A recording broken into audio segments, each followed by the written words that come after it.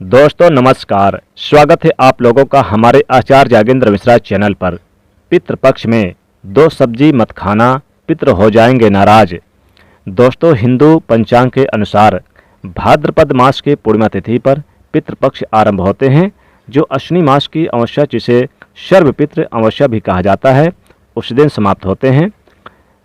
इस बार पितृपक्ष 29 सितंबर से शुरू होकर 14 अक्टूबर को समाप्त होगा।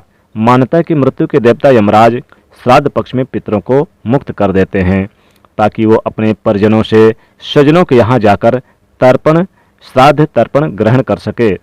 पितृ भाद्रपद पूर्णिमा पर पितृलोक से धरती पर आ जाते हैं और लगातार 16 दिनों तक श्राद्ध तर्पण पिंडदान ग्रहण करके पितृ सर्वपितृ अमावस्या की रात्रि को वापस पितृलोक में चले जाते हैं। इसीलिए यह 16 दिन पूर्ण रूप से पितरों को समर्पित होते हैं। इन 16 दिनों में पितरों की आत्मा की शांति के लिए पिंडदान श्राद्ध तर्पण कर्म किए जाते हैं। पितरों के लिए श्रद्धा से कुछ भी समर्पित करना ही श्राद्ध कहलाता है। ये 16 दिन पितरों को प्रसन्न कर पितरों की कृपा प्राप्त करने के लिए बहुत ही खास माने जाते हैं। दोस्तों, जैसा कि आप सभी जानते हैं कि पितृपक्ष के दौरान कोई भी शुभ और मांगलिक कार्य नहीं किए जाते। शास्त्रों में पितृपक्ष में कई नियम बताए गए हैं। अगर उन नियमों का पालन ना किया जाए तो इससे पितृ दोष लगता है। पितृदेव नाराज हो जाते हैं। पितृपक्ष के दौरान शुभ और मांगलिक कार्य न करने के साथ ही कुछ ऐसी चीजें भी होती है जिनका सेवन पितृपक्ष के दौरान भूलकर भी नहीं करना चाहिए। लेकिन कुछ ऐसी चीजें हैं जिन्हें पितृपक्ष में सेवन जरूर कर लेना चाहिए। पितृपक्ष पितरों को समर्पित होते हैं, इसलिए इस दौरान भोजन का विशेष महत्व होता है। इस दौरान पितरों के लिए भोजन निकाला जाता है, ब्राह्मण भोज कराया जाता है और पंचबली भी दी जाती है। लेकिन शास्त्रों में कुछ ऐसी चीजों के बारे में बताया गया है जिन्हें पितृपक्ष के दौरान भूलकर भी नहीं खाना चाहिए। कुछ ऐसी चीजें हैं जिनका ना तो पितृपक्ष के दौरान सेवन किया जाता है और ना ही पितरों को या ब्राह्मणों को इन चीजों का भोग लगाया जाता है। तो आइए दोस्तों, जानते हैं कौन सी चीजें हैं जिनका पितृपक्ष के दौरान भूलकर भी सेवन नहीं करना चाहिए। कौन सी ऐसी चीज है जिसको पितृपक्ष के दौरान पितरों के या ब्राह्मणों के भोजन में भूलकर भी शामिल नहीं करना चाहिए, वरना दोष लगता है, पितृ नाराज हो जाते हैं।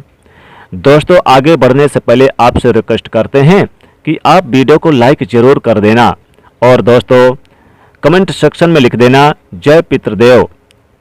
दोस्तों, इस वीडियो को अधिक से अधिक शेयर कर देना। दोस्तों, बड़े बुजुर्गों के द्वारा, ब्राह्मणों के द्वारा आपने अधिकतर यही सुना होगा कि पितृपक्ष के दौरान वही भोजन बनाएं, वही भोजन का पितरों का या फिर ब्राह्मणों को भोग लगाएं जो पितरों को पसंद है, तभी पितरों की आत्मा को शांति मिलती है। लेकिन यही हम कुछ गलतियां कर बैठते हैं। अधिकतर घरों में अधिकतर लोगों के पूर्वजों को प्याज लहसुन पसंद होता है, जब जो भोजन बनाते हैं तो उसमें प्याज और लहसुन डालते हैं और पूर्वजों की पसंद के हिसाब से भोजन बनाकर ब्राह्मणों को वो भोजन करा देते हैं। या फिर जिनके पितरों को नॉनवेज पसंद होता है वो नॉनवेज लेकर किसी जरूरतमंद व्यक्ति को पितरों के नाम से दान कर देते हैं, जिससे उन्हें पितरों का आशीर्वाद प्राप्त हो। अगर आप भी ऐसा करते हैं तो भूलकर भी ऐसी गलती आगे से ना करें। शास्त्रों के अनुसार पितृपक्ष के दौरान प्याज लहसुन मीट और अंडे का सेवन भूलकर भी नहीं करना चाहिए और पितरों के भोजन में भी इन चीज़ों का इस्तेमाल भूलकर भी नहीं करना चाहिए। शास्त्रों के अनुसार भगवान विष्णु और माता लक्ष्मी जी को पितृदेव कहा गया है। पितरों का भोजन श्राद्ध तर्पण पिंडदान सबसे पहले भगवान विष्णु और माता लक्ष्मी जी स्वीकार करते हैं, उसके पश्चात ये पितरों को मिलता है। भगवान विष्णु माँ लक्ष्मी जी के पूजन में प्याज लहसुन मीट और अंडे का इस्तेमाल करना वर्जित बताया गया है। अगर आप पितरों के भोजन में मीट अंडा प्याज लहसुन इन चीज़ों का इस्तेमाल करते हैं तो भगवान विष्णु और माँ लक्ष्मी जी उसे स्वीकार नहीं करेंगे, और जब पितृदेव स्वीकार नहीं करेंगे तो हमारे पितृ भी उस भोजन को स्वीकार नहीं करेंगे। इसलिए इस बात का हमेशा ध्यान रखें। श्राद्ध पक्ष के दौरान पितरों के निमित्त जो भोजन बनाएं या ब्राह्मणों को भोजन कराने के लिए भी जो भोजन बनाएं वो बिना प्याज लहसुन और मीट अंडे का बनाएं। ना ही पितरों के नाम का ऐसा भोजन आप किसी जरूरतमंद व्यक्ति को दान दें। श्राद्ध पक्ष के दौरान पितरों को जो भोजन बनाए वो बिना प्याज लहसुन और मीट अंडे का होना चाहिए और ध्यान रखें, पितृपक्ष के दौरान आप भी प्याज, लहसुन और मीट, अंडे का इस्तेमाल भूलकर भी ना करें। शराब का सेवन भी ना करें। पितृपक्ष के दौरान बासी भोजन ना करें। पितृपक्ष के दौरान ना तो बासी भोजन करना चाहिए और ना ही किसी को कराना चाहिए। कोई जरूरतमंद व्यक्ति आपके द्वार पर आए तो उसे भी बासी भोजन ना दें। शास्त्रों में बताया गया है कि पितृपक्ष के दौरान पितृ किसी भी रूप में द्वार पर आ जाते हैं और अगर ऐसे में आप पितरों को बासी भोजन दे देंगे तो इससे आपको पितृदोष लगेगा, आपके पितृ नाराज हो जाएंगे। इसलिए इस बात का विशेष ध्यान रखें, ना तो बासी भोजन आप स्वयं करें और ना ही किसी को दें।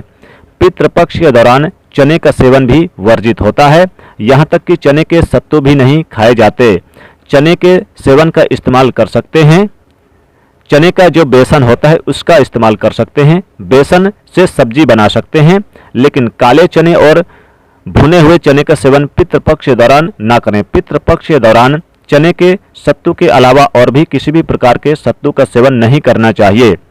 दोस्तों, पितृपक्ष में पितरों को भोजन बनाते समय भोजन में चावल, दाल या रोटी ना बनाएं। पितरों के लिए सदैव पक्का भोजन जैसे कि पूड़ी, कचौड़ी, पराठे इत्यादि, खीर वगैरह बनाए जाते हैं, हलवा वगैरह बनाए जाते हैं, बड़े की दाल वगैरह बना सकते हैं। पितरों के भोजन में कच्ची चीजें चावल, दाल और रोटी नहीं बनाई जाती। आप स्वयं भोजन में चावल, दाल, रोटी का सेवन कर सकते हैं, लेकिन पितरों का जो भोजन बनाएं, ब्राह्मणों को जो भोजन कराएं उसमें चावल, दाल और रोटी ना बनाएं। पितरों का जो भोजन बनाया जाएगा उसमें आप मूंग और उड़द की दाल की कचौड़ी, बड़े वगैरह बना सकते हैं, दही बड़े बना सकते हैं, उड़द की दाल बना सकते हैं। लेकिन यहाँ पर ध्यान रखें कि पितृपक्ष के दौरान आप मसूर की दाल का सेवन ना करें, शास्त्रों में इसे वर्जित बताया गया है। मसूर की दाल के अलावा पितृपक्ष के दौरान काले नमक, काले जीरे का सेवन भी नहीं करना चाहिए और ना ही ब्राह्मण भोजन में इन चीज़ों को शामिल करना चाहिए। पितृपक्ष में मूली, लौकी, खीरा और सरसों का साग ना तो खाया जाता और ना ही खिलाया जाता। श्राद्ध पक्ष में इन चीज़ों का खाना और खिलाना दोनों ही वर्जित होता है। श्राद्ध पक्ष के दौरान पितरों के भोजन में नींबू नहीं डाला जाता। आप स्वयं नींबू का सेवन कर सकते हैं, लेकिन पितरों के भोजन में, ब्राह्मण भोजन में नींबू ना डालें।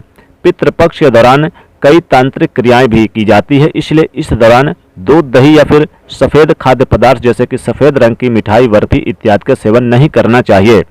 पितृपक्ष के दौरान गाय के दूध के सेवन करने से बचना चाहिए, खास तौर पर वो गाय जिसने हाल ही में बच्चे को जन्म दिया हो, ऐसी गाय के दूध का सेवन भूलकर भी ना करें।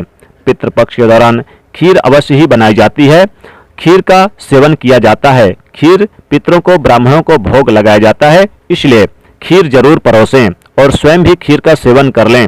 पितृपक्ष में खीर खाने से शुभ फलों की प्राप्ति होती है और ब्राह्मण तो प्रसन्न होते हैं, साथ ही साथ पितृ भी प्रसन्न होते हैं, भगवान विष्णु और माता लक्ष्मी जी भी प्रसन्न होती हैं। इसलिए आप पितृपक्ष के दौरान दूध से खीर बनाकर उसका भोग लगाकर प्रसाद के रूप में उसे ग्रहण कर यानी कि खा सकते हैं और ब्राह्मणों को खिला सकते हैं। लेकिन जो खाली दूध यानी कि बगैर खीर की बने दूध का सेवन ना करें, दूध का सेवन बिल्कुल ना करें। पितृपक्ष के दौरान कढ़ी बनाना और खाना भी वर्जित होता है, इस बात का विशेष ध्यान रखें। पितृपक्ष में कुमड़ा की सब्जी का सेवन ना करें।